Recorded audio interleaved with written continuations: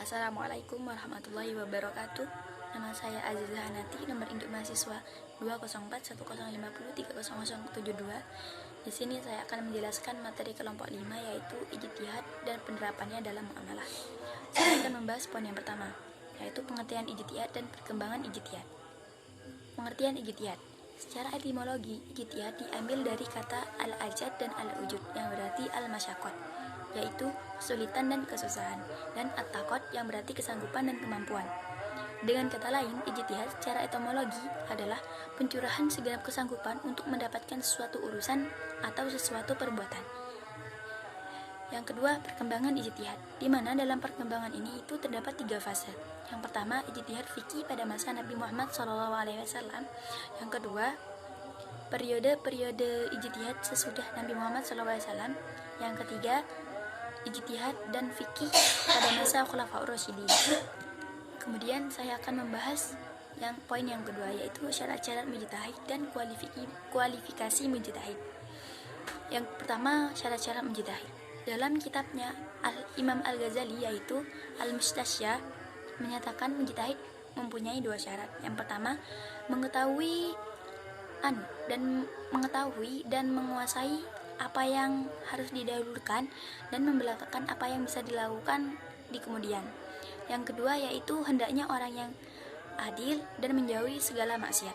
Namun ada pula syarat lebih rinci. Pendapat ulama usul terhadap orang yang mengemukakan ijtihad adalah yang pertama, mempunyai pengetahuan luas tentang Al-Quran, semua hal yang mencakup tentang Al-Quran, baik itu seperti nasih, mansukh, asbabu an-nuzul, mujmal dan mubayyan, mutlak muqayyad, mantuk dan mafhum lafaz amhas. Yang kedua, hafal Al-Quran seluruhnya menurut Imam Syafi'i. Yang ketiga, mempunyai pengetahuan menyeluruh tentang hadis, baik itu tentang al-jar wa ta'dil, asbabul wurud al-hadis, ilmu hadis dirayah wa riwayah. Yang ketiga, mengetahui masalah hukum yang menjadi ijma' para ulama terdahulu. Yang kelima, mengetahui bahasa Arab dengan baik dan sempurna dan faham ilmu nahwu. Yang keenam, mengetahui usul fikih. Yang ketujuh, mengetahui maqasid syariah, dan yang terakhir pastinya yang beriman dan juga cerdas. Adapun klasifikasi mujtahid, tanpa memenuhi syarat, seorang tidak dapat dikategorikan sebagai mujtahid yang berhak melakukan ijtihad. Nah, di dalam kalangan ulama itu yang melakukan ijtihad ada beberapa tingkatan, tergantung tingkatan aktivitas yang dilakukan mujtahid itu. Tingkatan tersebut adalah yang pertama, mujtahid mutlak mustaqil atau sering disebut mujtahid independen. Pada mujtahid ini itu membangun teori dan istinbat itu sendiri tanpa bersandar pada kaidah istinbat pihak lain. Yang termasuk dalam jajaran ini yaitu 4 imam mazhab, Lail bin As'ad, Al-Auzal, Sufyan Al-Tsauri, Abu Saud, dan lainnya.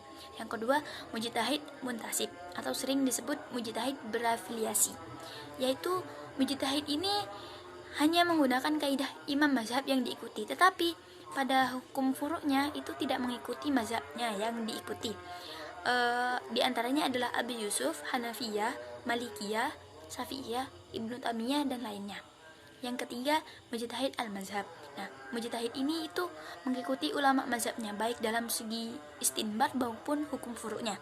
Yang terakhir, mujtahid muraj. Nah, pada mujtahid tersebut itu tidak mengistinbatkan hukum furu', tetapi membandingkan pemikiran hukum mujtahid sebelumnya dan memilih yang dianggap paling kuat.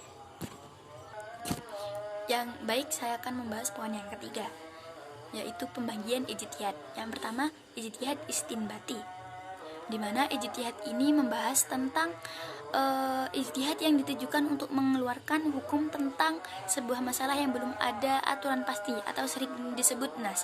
Namun juga pada sebuah masalah yang sudah ada nasnya tetapi masih bersifat dhanni atau belum bermakna pasti. Yang kedua, ijtihad tatbiki, di mana ijtihad ini adalah sebuah ijtihad yang bersifat mengkhususkan sebuah masalah. Yang ketiga, ijtihad tatbiki juga, tetapi pada ijtihad ini itu lebih terfokuskan proses ijtihadnya itu bersifat mengikat gitu. Yang keempat, ijtihad intiqai. Nah, ijtihad ini itu merupakan ijtihad yang sekelompok orang yang memilih pendapat para ahli fikih pada masalah yang terdahulu mengenai masalah-masalah tertentu, kemudian diseleksi dan dipilih kuat dalilnya dan lebih relevan. Yang ke 5 yaitu ijtihad insyai.